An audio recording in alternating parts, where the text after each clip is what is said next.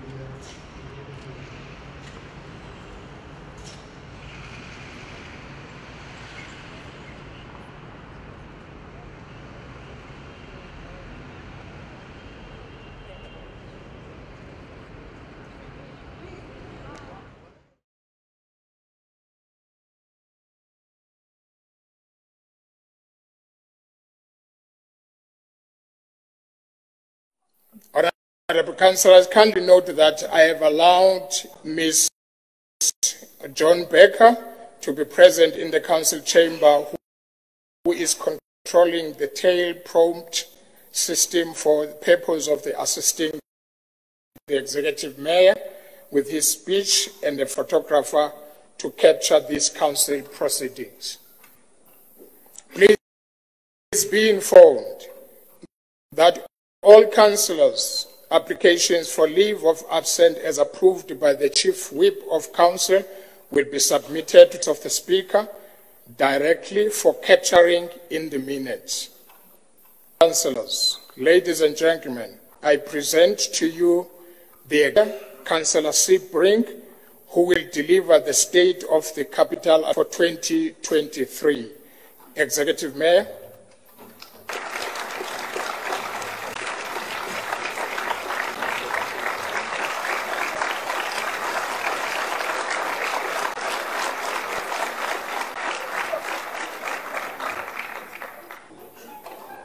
Thank you, Honourable Chief Kekana and his entourage, Honourable Chief Mahlangu and his entourage, the Chief Whip of all political parties represented in Council, Honourable Aldermen Councillors, distinguished guests, the City Manager, management of the City of Tshwane, members of the media, importantly residents of Tshwane, and also our special guests in the gallery. Good morning to you all. Goeiemorgen, Sanibonani, Dumelang. Tshwane's adverse audit for the 21 financial year came as a shock and a wake-up call. But for many residents, the audit finding confirmed a sense of deteriorating services and a sense that, like the country, the capital city was. The response by Tshwane's multi-party coalition government has not been to paper over the cracks or to deny the problem, but head-on. Even as this has contributed to the political instability in the city, it has also given us a chance for a clean-up, a clean-out, and a restart. Since my election on the 28th of March, I have set out to assess the levels of service delivery in the city, the state of our financial situation, the organizational culture that pervades the municipal administration, and the capabilities of management. While my mayoral committee and I have been preparing an adjustments budget, which has been approved by this council, a draft budget and review of the IDP for the next financial year, and having management meetings to get a sense of what is going on in the city, we've also tried our best to visit as many communities as possible.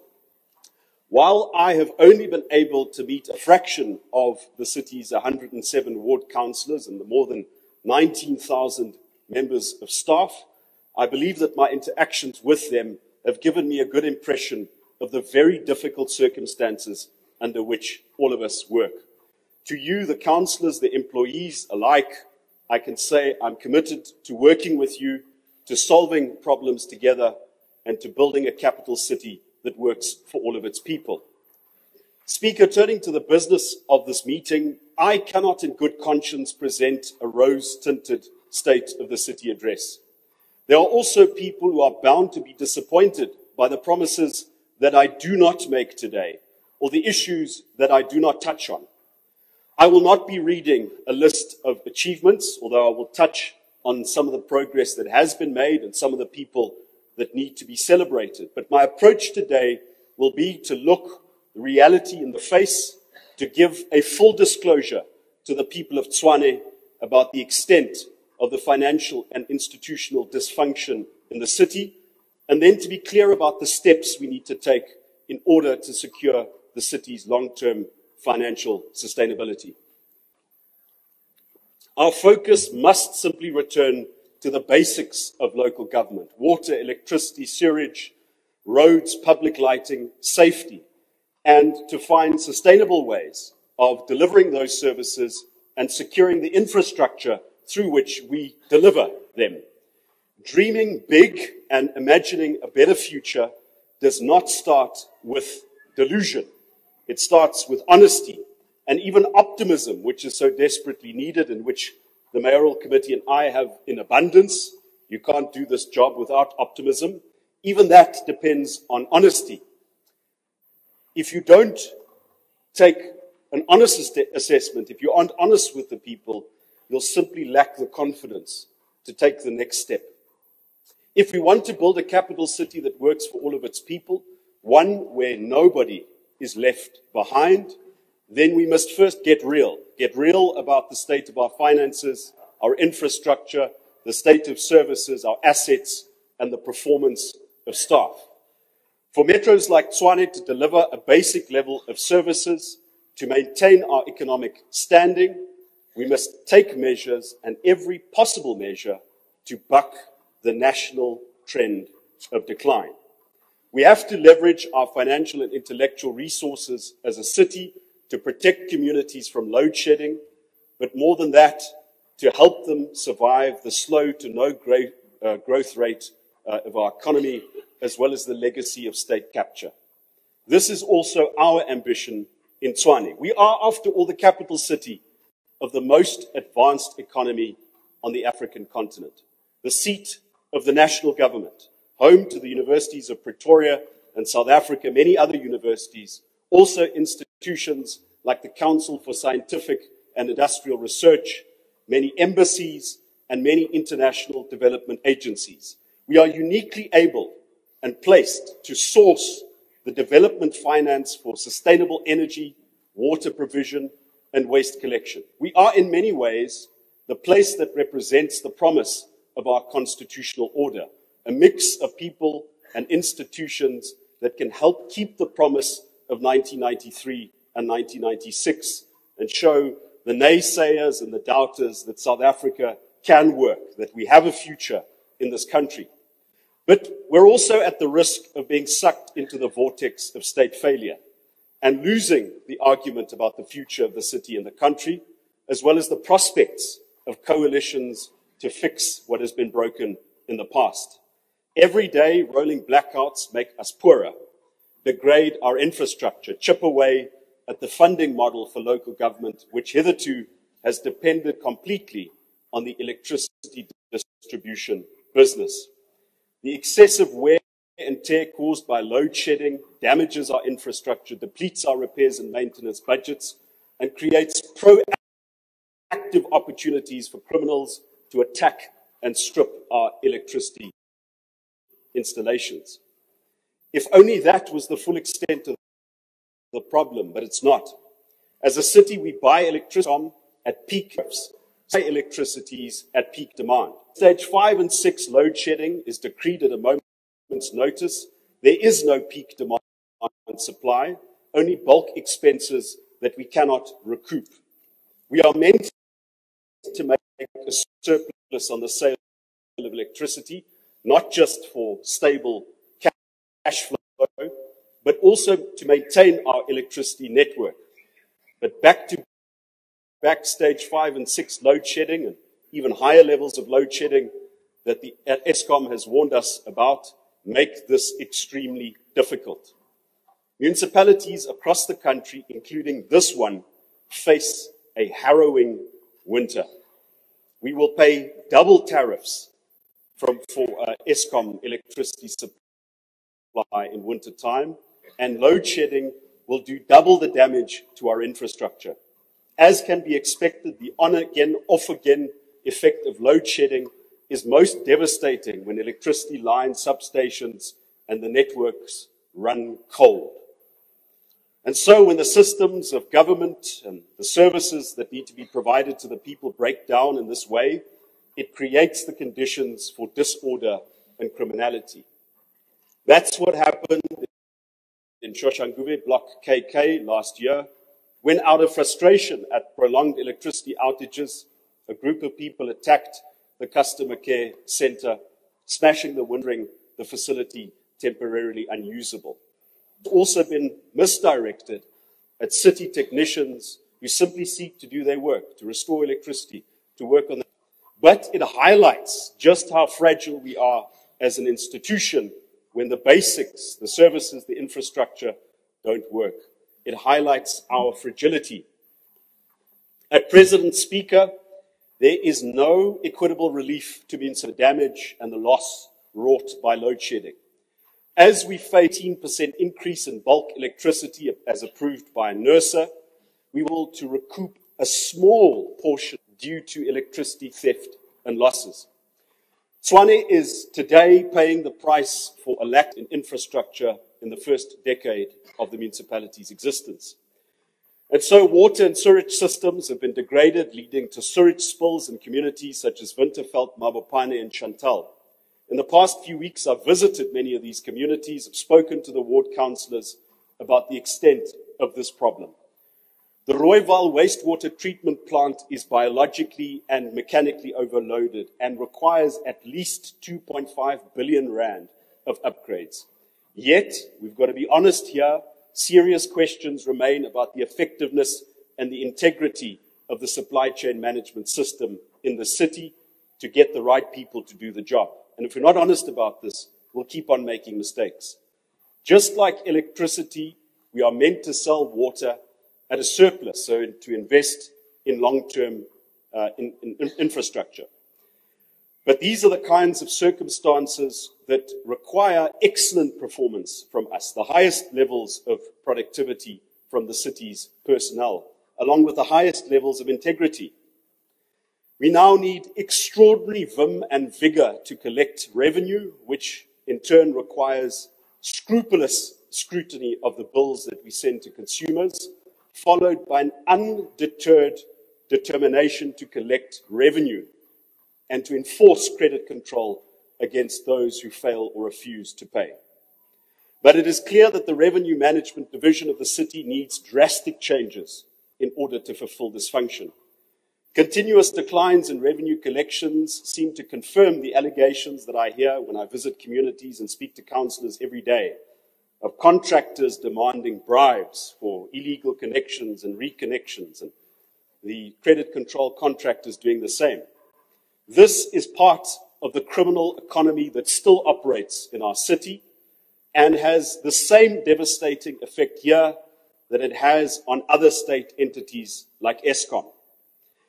And I refer to this as an economy, and I know that the city manager does as well, because of the level of sophistication, the way that these criminal networks have embedded them in businesses and in the supply chain of the city. That people drive through streets that are clean, are not clean, and where the environment is not kept in order is also something I've heard from residents. People complain about dirty streets, and we know that this is a However, we also have to highlight that we all have a collective responsibility to keep the city clean, and therefore we must inculcate a culture of being environmentally conscious, not only in our homes, but also in our communities. Every year, the city is forced to remove tons of illegal waste, to clear waste disposal sites, costing us tens of millions of rands and resources that could have been spent in other ways. These are funds that come off the core functions of service delivery. We are also gradually running out of landfill sites, and we desperately need a new license from national and provincial government in order to commission a landfill site until we've had the opportunity to build the recycling and the alternative waste collection infrastructure needed. And so we'll have to engage in an intergovernmental process to secure the additional land and to establish such a site. But we also have to take the responsibility of recycling and alternative waste collection very seriously, and so we have to look at projects such as waste and find innovative ways of projects. We'll be engaging with and looking at what service delivery models in order to reduce in waste collection, in particular, our high level of dependence on contractors. And this is something that the trade unions have also said to me. If we have trading services such as waste collection, we must try and build that capacity from within. So, Speaker, in the face of all of these challenges, what do we have as the Tshwane Metro? What confidence can we convey to residents, to councillors and ordinary employees of the city that we're competent to handle the city, to make the decision, achieve financial system, and in time to turn the city into one that works, one of excellence.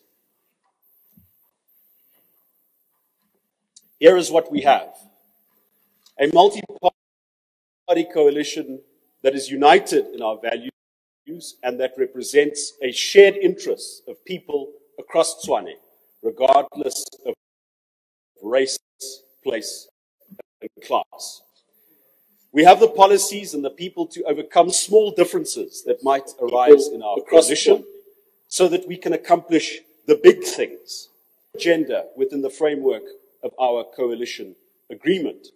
And so immediate priorities are to get control of the city's finances by devising and implementing a bold recovery plan that focuses on the core functions of the municipality.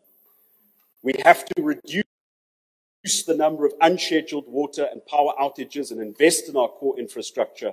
In this way, we can also mitigate the effects of load shedding by producing and procuring electricity independent of Eskom.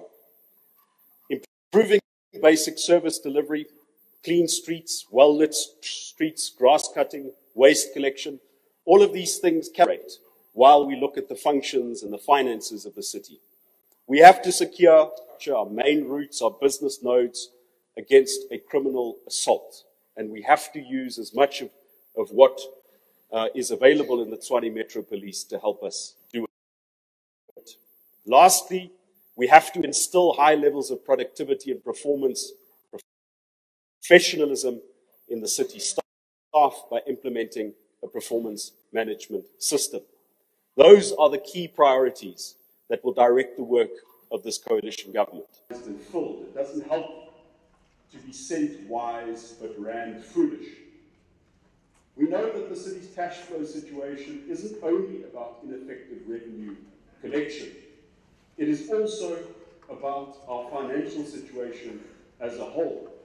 So in the draft budget for the next financial year, we've had to cut expenses by 30% as a necessary step in order to bring spending in line with realistic collection. Work is being done to restore internal systems and controls in the Group Finance Department. To assist the city in this task, 2 highly experienced financial managers have been seconded from National Treasury, and they are here working with us. In the time it takes to fill the position of CFO, which has also been advertised, the city manager has received the go-ahead from the Municipal Council to seek the secondment of a competent person from a different organ of state in order to act in the position of CFO. In this regard, we hope to make a recommendation to the Municipal Council in the coming month. Work is also being done on the funding plan, the financial recovery plan, that is so essential to making sure that our revenue matches our expenditure. The funding plan, which will be presented to the Municipal Council in the coming months, will include measures to source special funding for targeted infrastructure investment that will reduce water and electricity losses, sweat the city's existing assets, which includes long-term leases, as well as the sale of land and buildings not required for service delivery, and review the current model of delivering certain services, including the management of the city's resorts, the Wonderwood Airport, and the fresh produce market. We must be honest about the functions that the city no longer has the capacity to deliver on our own, and some which are entirely outside of our current constitutional mandate. While national and provincial government receive the lion's share of tax revenue, the demands on municipalities, which have the smallest share, continue to grow by the day. I previously stated that the city's financial position is critical but recoverable, and this is how we will continue to treat it. In this sense, partnerships with civil society and the private sector, the free market, are also essential to ensuring our long-term financial sustainability and the gradual improvement in service delivery. In mentioning this, let me acknowledge organizations such as the Henops River Revival for the work that they have done to assist us in the cleanup of rivers, organizations such as Solvent, which helps to keep Pretoria West and Acridgeville clean, Hollard for their support of our efforts to manage our fire hydrants, and so many other NGOs, civil society organizations, and business organizations that go above and beyond simply meeting their civic obligations. Undoubtedly, one of our most valuable partnerships has been with the Danish government and their support of our water security project, which has ended in, well, begun with 33 million to support us to enhance our research, our standard operating procedures in terms of water security, wastewater management, and infrastructure. Speaker, in responding to the findings of the Auditor General, we have to be clear that the city is unlikely to move to a clean or even an unqualified audit for the present financial year. It is especially the AG's findings on the valuation and classification of our property, plant and equipment that will take more than one financial year to redress. Last week, the city manager, the MMC for Finance, and I met officials from the AG's office to understand their interactions with the city administration and to explain to them what we are doing to make sure that the systems and controls are put in place to achieve at least an unqualified audit for the next financial year, and that is the financial year that starts on the 1st of July 2023. The adverse audit received for 2021-22 was the result of serious misrepresentations made by the former CFO of the city, but it was also because of an unjustified confidence placed in the then management of the city to provide clear, coherent, and accurate information. The mayoral committee and I are taking a far more rigorous approach, and so we've established an executive audit tracking committee to monitor the progress in responding to the findings of the AG. In turn, the city manager has established 3 dedicated task teams to look at the most important findings of the AG and to ensure that we put the systems and processes in place not to repeat those mistakes, and that's cash flow, trade receivables, and of course, property, plant and equipment, which I referred to a moment ago.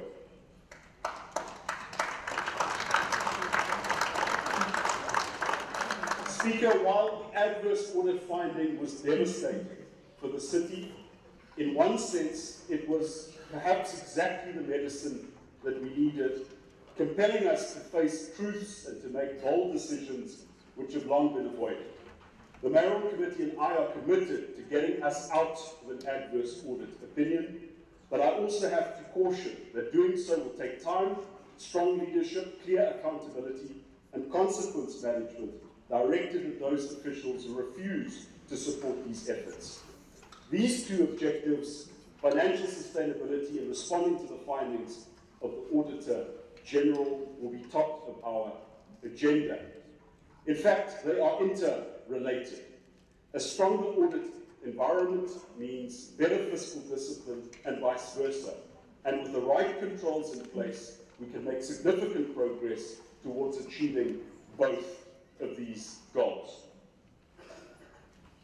Speaker, in the next 3 years, it is imperative that the city reduces our dependence on Eskom for the supply of the about 2,500 megawatts of electricity that we currently use.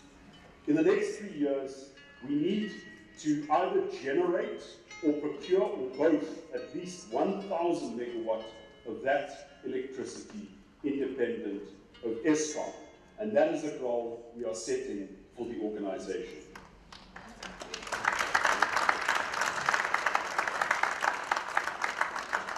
Before the end of this financial year, the Energy Task Team that was appointed by the Mayoral Committee will revise and publish a request for proposals to the market on the use of the Rooiwal Power Station. Whatever proposal is presented and accepted, it must be sustainable and it must be affordable. The request for proposals will be followed by a public participation process, hopefully in agreement with private partners in the next year, so that we can unlock the energy generating capacity at Rooiwal and reduce the burden of load shedding on our communities. A similar approach, in line with our supply chain management laws and policies, those that have bearing in the municipality, will be followed in procuring electricity from IDPs. In the process, we will learn from the progress already made in cities such as Cape Town and Ekurhuleni. While improving revenue collection, managing expenditure and cash flow is the immediate priority of the city, mitigating and eventually ending load shedding in Tshwane is the most important. At the same time, we have to do what we can to stabilize the city's electricity distribution network so that we reduce the number of electricity outages suffered by our communities. In the draft budget for the 23-24 financial year, we propose to allocate R1 billion for water and electricity infrastructure. As we improve our long-term planning and our capacity to source capital funding, this allocation will gradually improve in the coming years. The R134 million Vaartpadrand refurbishment project is underway and the progress is at 40% to completion. The project is scheduled to be completed in the 24-25 financial year. On the refurbishment of the Mooikloof substation, the site was handed over in February of this year, with control panels being ordered and factory acceptance tests being scheduled for this month. Work has begun on the Pyramid and the Kentron substations, where we expect to complete those projects in the 24-25 financial year. In Region 5, the city has also submitted an application to Eskom for the new planned Refillway substation, which will further build our capacity in the area. Some of the key work by our electricity department for the upcoming financial year includes a number of construction and refurbishment projects, including the Roslyn substations, 132 kV power lines in Shoshenguve, the completion of the substation in Monavoni, a new Wildebeest in-feed station, and modifying the infrastructure at Princess Park, including the replacement of panels, switching gear, and the decommissioning of old infrastructure. The city has a number of serious multi-billion rand infrastructure backlogs in wastewater and water treatment. This week, I spent time in Cape Town with other mayors of metropolitan cities in an engagement sponsored by National Treasury. And it became clear to me that we will have to radically change our approach to project planning and project funding. We need to increase our planning horizon, but also be more sophisticated in our approach of funding our plans. We also need more effective partnerships, including with other spheres of government. The Rooiwal wastewater treatment plant requires special attention. It is an issue that is not only essential to the unity of our coalition government, but also to the reputation of the city as one that cares for its people, especially its most vulnerable communities.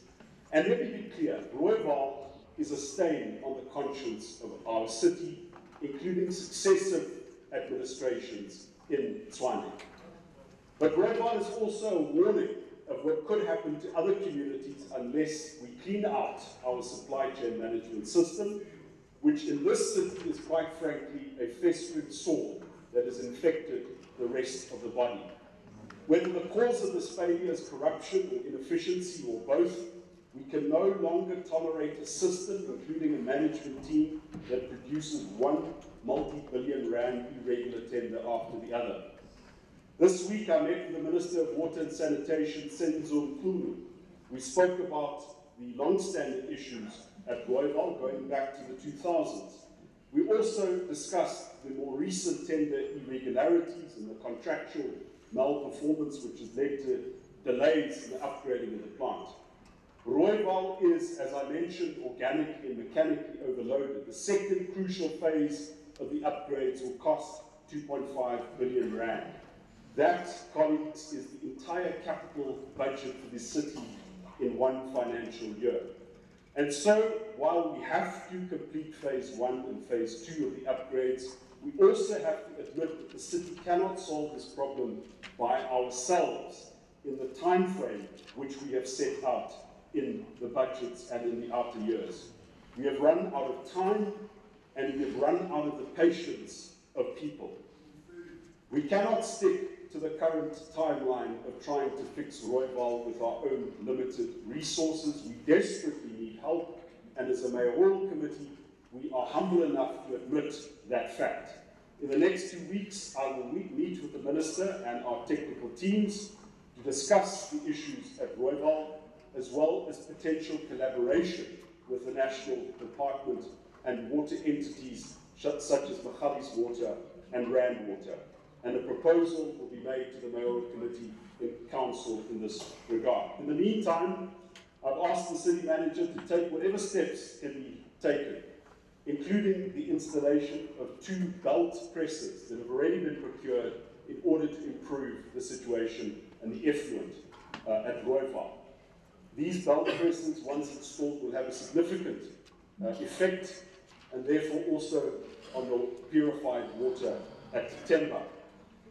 But improvement of Rooiwal's capacity is not enough. We also need to take a closer look at the upstream pollution of the Apis River, including the possible release of industrial effluent into the river that can be traced back to industrial areas. Through engagements with water experts from Israel and Denmark, it's become clear to us that rigorous environmental policing is essential and a hitherto neglected part of improving the quality of water to the people of Hammanskraal and Pretoria North. I've already mentioned that reducing non-revenue water will be an essential part of the city's funding plan for the next financial year. We've entered into a partnership and collaboration with the City of Aarhus in Denmark, as well as the Development Bank of Southern Africa on projects related to this mission. As I mentioned, the Danish are providing us 33 million rand in funding aimed at enhancing internal capacity to reduce water losses, manage our wastewater treatment plants better, reduce their workload, and explore opportunities of developing our own water security strategies. Concrete examples of what can be achieved with this will be standard operating procedures and just a better functioning of our wastewater treatment facilities, as well as training programs for city officials. This then will inform the technology that the city will acquire so that we don't waste money on shiny new projects. Based on our climate action plan, we'll also be exploring the full range of possibilities for sustainable water, electricity, and waste disposal projects. We will depend, as I mentioned, on partnerships with national government, as well as NGOs and businesses. And even though in some cases we're not in the financial position to fund all of these projects, we will incorporate them into our long-term planning so that we signal to investors and the outside world what our policy intentions are. Like the City of Cape Town, we have to start planning for the next decade instead of simply for the next financial year. We're also prioritizing aged water infrastructure with an investment of 165 million on water demand and water loss management projects, and 12.5 kilometers of old water and asbestos pipes will be replaced in communities such as Mamelodi, Clubview, Rimmark Park, Mountain View, Constantia Park, and Eersterus. Furthermore, to address water shortages and water quality, especially in Region 7, the city has prioritized the refurbishment of the Bronkhorstspruit water treatment plant so that that plant can operate effectively according to its design. An initial allocation of 5 million rand has been allocated in the next financial year to start this process.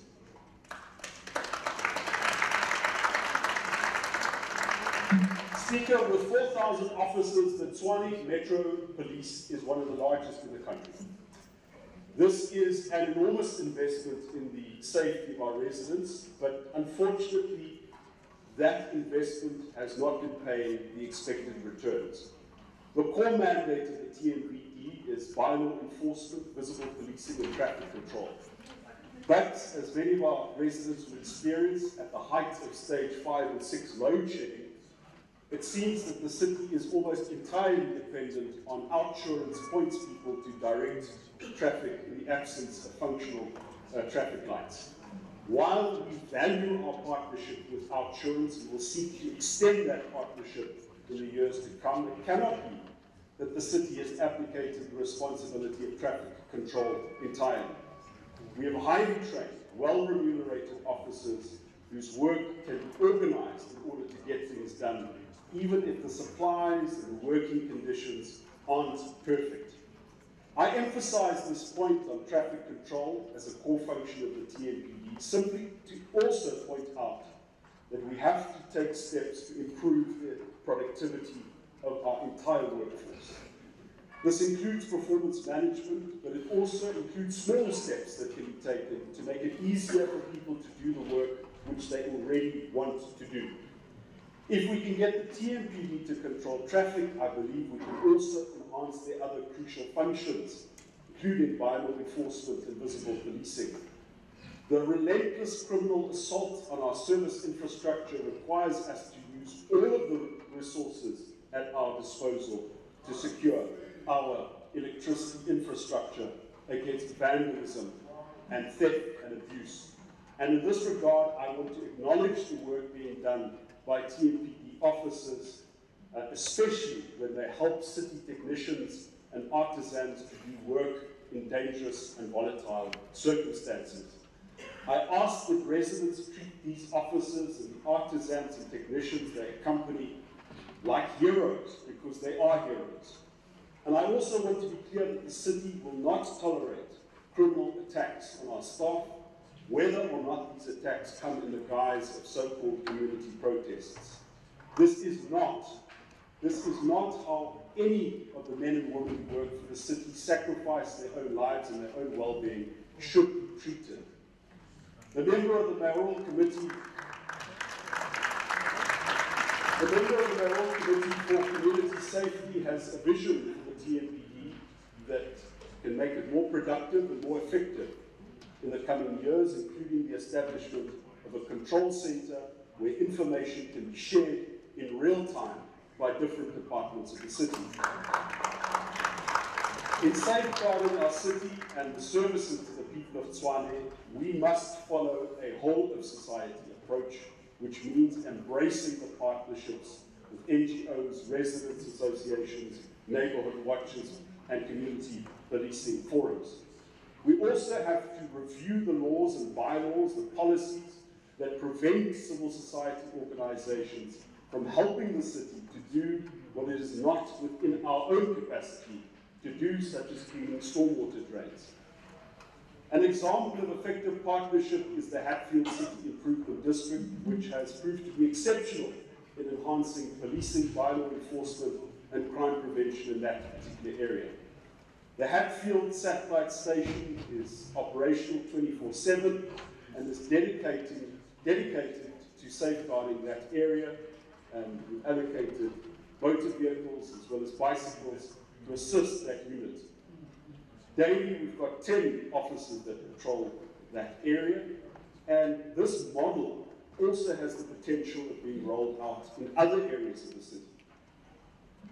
Last month, I attended the launch of the Rossville Improvement District, which will see further active participation by businesses, cooperation with TMPD to combat crime and to make communities safer and cleaner, particularly around critical infrastructure which needs protection. Technology is also crucial, as is the sharing of data about criminal hotspots so that we can respond to cable theft. And here, we've got to work with the private security companies to share data. If there are risks in that regard, those risks can be managed. The biggest risk would be to simply continue and do nothing. I'm pleased to announce that since July 2022 until March of this year, the TMPD's Cable Theft Unit has conducted 2,288 patrols and attended to various incidents across the city.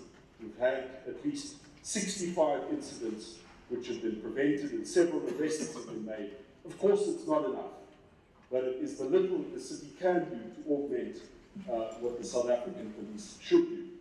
Aligned to our smart city vision is the TMPD and its investigative ability and the way it uses technology. And one of the things that we will do is to pilot handheld devices for Metro Police officers to enable them to make fewer mistakes so we can get more convictions. Moving to the Emergency Services Department, the department is strengthening its function with the delivery of district command vehicles and one 18,000-litre water carrier for firefighting purposes. During the 2021 State of the City address, my predecessor, Alderman Randall Williams, promised the finalisation of the Mamelodi fire station, and I'm glad to report that this fire station is fully operational as from December last year. The fire station provides relief to Mamelodi and Malmedius, but also to surrounding areas, providing backup to fire stations in Silverton, as well as our crucial special economic zone in Silverton. Speaker, in the city of Tshwane, we have approximately 19,500 full-time employees working across various departments. But for years, the city has not had a proper system to manage their performance or to make their work productive. Also, to encourage a culture of professionalism and commitment in their work. To move the city forward on each of the key mayoral priorities and the coalition priorities that I have outlined, we will be signing a set of performance charters with the city manager that will include detailed steps that need to be taken to help us fulfill our mandate and our promise to the people of Tshwane. It will form the basis of holding officials to account, but it will also form the basis of our own accountability to the people of Tshwane. As we undertake these steps, there will be hits and misses, while officials who seek to enrich themselves will have zero protection. We have to take steps to protect officials who make mistakes in a genuine effort to get things done. We have to give those officials a perimeter within which to make mistakes. Otherwise, the only thing they will be doing is to chase compliance instead of doing innovative and new things. The members of the Mayoral Committee and I will protect the honest, hard-working people of the city from the risk takers and will distinguish the genuine efforts of our employees from the corrupt. Because certainly the majority of our employees are honest, hard-working people who simply want to do their jobs better. Our robust performance management system will ensure that we can enforce discipline, but also that we can assist officials to do the jobs to which they've been appointed. We will be implementing these key policies, and by the 1st of July, in the new financial year, we will fully implement the performance management policy which this council has approved. In this financial year, the city has, as I mentioned, approved this performance management policy, but we've got to go further than that and implement a talent management policy which allows folks who are already in the system to apply for positions and to get promotion instead of going through the long process. We'll be making specific suggestions to the municipal council in that regard. It is critically important that we enhance the quality of the work done by our employees and that we deliver value for the money that residents pay in tariffs and charges.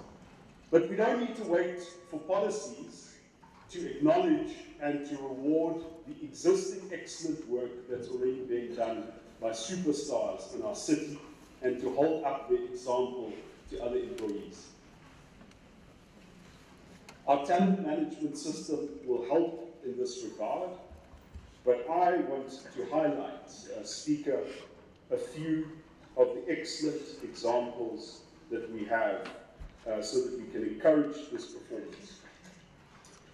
Here are some of the superstars. Lazarus Moimane is the Deputy Director of Water in Region 1 of our city. an area which includes Soshanguve, Mabopane, Winterveld, Acacia, and various other areas towards the north of the city. When recently the city ran out of stores in order to do important work, Lazarus did not complain about this or wait for supply chain management. He put his hand in his own pocket and bought the stores that were needed to do the work. Now, this is exceptional. It's not what we can expect from our workforce, but heaven knows when it happens, it must be acknowledged and applauded. Ella Pretorius is responsible for the inner city cleanup, a job that has to be done entirely anew every day, and for which she and her team do not have all of the resources needed. But Ella and her team are wonder workers in urban management and parks management. Judging by the work that she can do with the meager resources, we can only imagine what she can do if more resources are given to her. Godfrey Nguni is the regional head for Region 2. Councillors and fellow officials tell me that it is almost impossible to dislike Godfrey simply because he is always ready to help. He is a centre of excellence, and like Ella, his work will form part of new standard operating procedures and protocols that can be implemented in other departments and regions in the city. And so I can name many more. Nicoline Leroux, a leader in the field of city planning. Puti Moloto, the engineer in charge of regional electricity, and someone whose technical ability is only matched by his personal dedication. To every Lazarus, Ella, Godfrey, Nicoline, and Puti, thank you, thank you, thank you.